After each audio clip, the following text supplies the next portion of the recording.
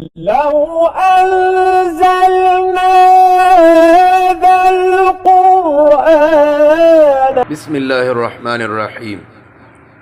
اللہ تعالیٰ نے فرمایا کہ اگر میں اس قرآن کو پہاڑوں پر بھی نازل کر دیتا تو پہاڑ بھی اس کی خشیت اور دبدبے سے ریزہ ریزہ ہو جاتے۔ یہ اللہ تعالیٰ نے نبی کریم صلی اللہ تعالیٰ علیہ وسلم کو شرف بخشا کہ ان کے دل اطہر پر قرآن کا نزول ہوا۔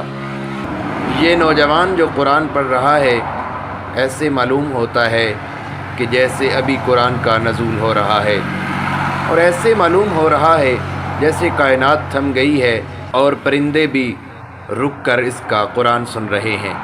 ملاحظہ فرمائیں۔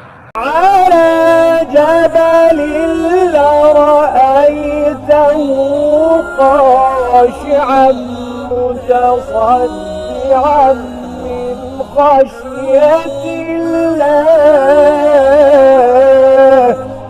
لرأيته خاشعا متصدعا من خشية الله